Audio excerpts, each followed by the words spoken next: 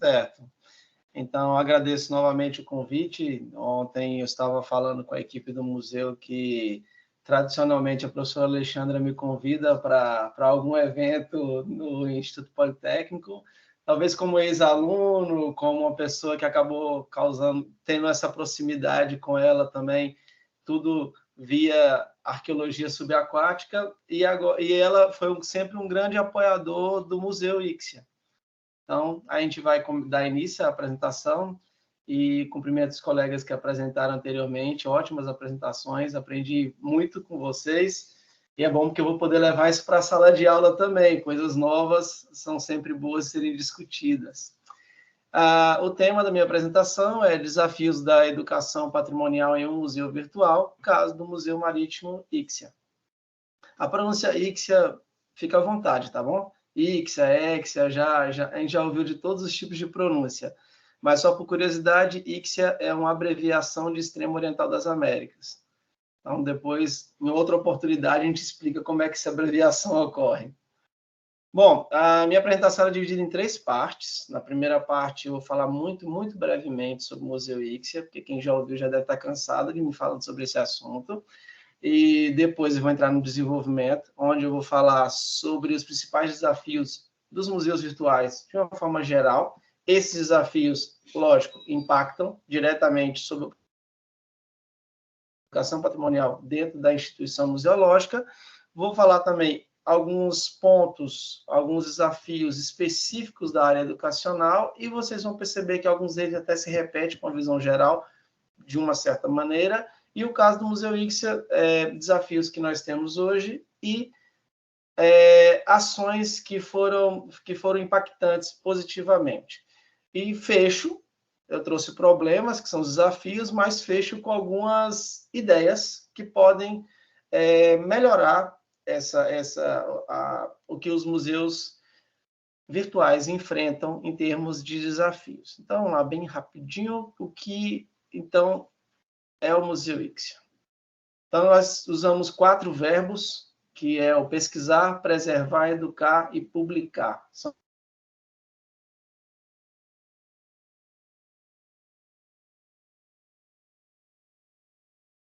dia 1º de março de 2021, nós estamos pertinho do nosso 3º ano de vida, somos bem novinhos ainda, e todos os membros pertencentes ao museu são pessoas que entram como membros voluntários, certo? E isso é uma característica do Ixia. Todos nós somos voluntários, é uma série de pesquisadores espalhados pelo Brasil. Nós temos a professora Alexandra, que é a nossa membra benemérita, e nós temos também uma pesquisadora, é brasileira, mas mora em Salamanca, na Espanha, e trabalha muito com a questão do Brasil espanhol. Bom, o que nós trabalhamos? Patrimônio material e imaterial associado à relação do ser humano com o Oceano Atlântico. Então, todo o patrimônio criado a partir dessa relação pode ser fruto de estudo, de exposições, de um processo de educação dentro do próprio museu. Nós temos hoje 3 parceiros, o Instituto Politécnico de Tomar, o Google e o Impact. Então, quais são os principais desafios dos museus virtuais, então? Vamos lá. O primeiro é a acessibilidade e inclusão digital. Bom, nós, no Brasil, é nítido que nem todos possuem acesso à internet, que nem todos possuem um dispositivo que possa ir até alguma localidade e acessar a internet que é disponibilizada de forma pública. Então, já começa aí o primeiro problema nosso. Esse é um problema que nós não vamos conseguir contornar. A gente consegue contornar as questões, por exemplo, de internet de baixa qualidade, diminuindo o tempo de carregamento de uma página, mas a gente não consegue disponibilizar a internet e dispositivos onde as pessoas possam acessar o museu. Outro ponto é a experiência imersiva limitada. Não tem como um museu virtual imitar um museu físico. O museu físico e o virtual, eles se complementam, eles não se substituem. No museu físico, eu consigo ter experiências sensoriais que eu não vou conseguir no museu virtual. Isso é um ponto limitante, mas é muito bom a gente saber que esse é o nosso limite, que a gente pode também trabalhar com ele e usar outros recursos, outros sentidos, os sentidos que a gente consegue, que é a visão e a audição, a gente tem que tentar usar ele ao máximo. O terceiro ponto é a digitalização de acervos. Bom, nosso acervo ele é completamente virtual. A gente já digitalizou alguns artefatos encontrados por pessoas. Infelizmente, aqui no Brasil existe lei dizendo que não pode pegar nada. O povo vai, pega e leva para casa. Mergulha, acha bonito, vou levar. Então, leva a vigia do navio para casa, que ele mergulhou e encontrou lá no fundo, leva uma âncora. Enfim, a nossa missão é catalogar esse material também e registrar, seguindo até uma recomendação do IPHAN, que é o órgão responsável por isso aqui, falou, não, se a gente for atrás de todo mundo que pegou alguma coisa, o IPHAN vai ter só essa função. Então, é um outro trabalho bastante dispendioso de tempo. E a gente quer, no futuro, ter até parcerias com outros museus para digitalizar os artefatos que eles expõem e poder também criar exposições a partir de parcerias, né? Engajamento do público. Quando nós entramos num museu físico, nós passamos no mínimo 30 minutos nesse museu. Mas um museu virtual é de 3 a 5 minutos. Porque as pessoas entendem que o museu virtual é um site. Elas não veem o museu virtual como uma instituição, como algo que eu vou ali para que vai me acrescentar algo novo. Ela vai muito mais pela curiosidade. E isso acaba sendo um problema. Nós conseguimos saber isso, esses números, porque através do Google Analytics a gente consegue saber idade, sexo, cidade, país, a gente consegue informações refinadas que aí o museu físico teria problema, a não ser que ele fizesse uma pesquisa após a visita. Mas a gente consegue isso. Mas é muito triste olhar e falar, poxa, a pessoa só passou 2 minutos. E, ao mesmo tempo, as nossas exposições têm que ser exposições de 3 minutos, com tempo curto, com textos curtos, com imagens impactantes, para poder passar adiante o quanto antes. Curadoria adaptada. Bom, traduzir a experiência de uma curadoria de um museu físico para um museu virtual exige abordagens bem diferentes, exige entender as limitações, mas também as possibilidades.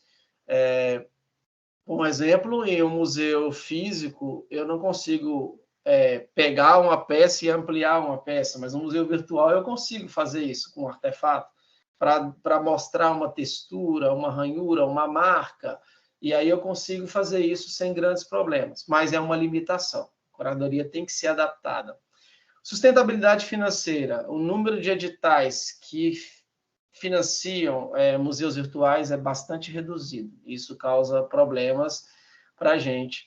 E a gente acaba tendo que recorrer até os membros associados contribuem com o sustento do próprio museu.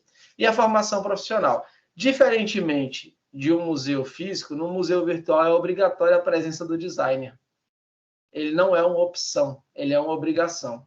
O design entra como? O design entra em dois termos muito comuns dentro da área do design, que é UX e UI, ou seja, experiência do usuário e interface do usuário. Eu tenho que trabalhar esses dois termos dentro do museu virtual. A interface é o que eu vejo, e a experiência é aquilo que eu vivencio. Então, eu tenho que trabalhar isso o máximo possível para tentar atingir uma experiência mais gratificante. Tem que ser os melhores 3 minutos dos últimos 7 dias da vida dessa pessoa. Então, muito curto, mas vamos lá. Em termos educacionais, diretamente, a ausência do contato do visitante com o museu, desse contato direto. Eu citei isso anteriormente, mas o museu físico eu uso quase todos os sentidos. Eu uso a visão, a audição, também usado no virtual, uso o tato, uso o olfato, porque o museu tem um cheiro próprio, pelo menos eu gosto muito de museus, acho que todos nós, né? Estamos aqui muito também por isso. Esse olfato também atrai e faz com que a gente fique mais inserido dentro daquela edificação. A própria edificação em si, ela causa uma impressão muito positiva. Então, os aspectos arquitetônicos, a distribuição dos artefatos, das peças no espaço arquitetônico é muito gratificante. E essa experiência a gente não consegue no museu virtual. Desafios de contextualização. Então, é replicar camadas da história, usos sociais, narrativas ligadas a artefatos, é complexo demais num ambiente digital. É muito complexo. A gente tenta criar uma narrativa, tenta criar um storytelling, tenta ao máximo possível, mas isso é muito, gasta-se um tempo muito grande com isso. Dificuldade de mediação, afinal de contas, nós não temos o guia lá dentro, nós não temos intérprete, nós não temos, tem essa limitação, talvez com a inteligência artificial agora seja possível, mais para frente, termos, claro, alimentando a inteligência artificial com um banco de dados nosso, ela poder ajudar o visitante a ter uma experiência diferenciada no museu virtual. Mas eu acho que isso daqui a uns 2, 3 anos chega até nós. Menor sensibilização, mais, como não tem esse contato físico entre o visitante e as peças que compõem uma exposição, há um menor envolvimento desse visitante com aquilo que está sendo exposto, e a necessidade de novas competências. Além do design, que eu já citei, nós temos também que pensar numa pedagogia adaptada para um ambiente não físico, né? Um ambiente virtual, um ambiente remoto. E essa pedagogia precisa ser aplicada em todo o material criado para que o processo de educação ocorra de forma adequada. O caso do Ixia. Bom, o Museu Ixia, ele tem hoje como desafios a criação de mais recursos interativos e uma confecção de plano pedagógico de cursos que possam contribuir, que possam democratizar o acesso. E aí, cito o nosso ponto, acho que uma das coisas mais importantes que a gente teve foi um evento entre o Instituto Politécnico Tomar e o Museu Ixia, em 2021, onde tivemos um curso sobre patrimônio cultural marítimo com pessoas de Moçambique, Brasil e Portugal, todos simultaneamente assistindo à apresentação e às aulas e discutindo, foi muito gratificante. E implantação de ações de acessibilidade. Nós tivemos, no ano passado, não está mais no ar, porque está em revisão, nós tivemos no ano passado a primeira exposição para pessoas cegas no Museu Ixia, onde, através dos audiodescritores no museu, eles audiodescreveram cartazes do período das navegações a vapor, e esses cartazes puderam ser, entre aspas, vistos por essas pessoas através da audiodescrição. Então, quais são as estratégias para a gente enfrentar esses desafios? Investir em parcerias, desenvolver conteúdo com acessibilidade, sempre buscar acessibilidade, contraste, o áudio, a imagem, ela tem que estar sempre nítida. Empregar tecnologias de realidade virtual ajudaria muito. Promover atividades participativas que promovam esse diálogo entre o visitante e a instituição, e a busca por financiamentos. Aí hoje nós temos, por exemplo, muito comum é o financiamento coletivo, né? Inclusive, esse ano a gente vai também buscar.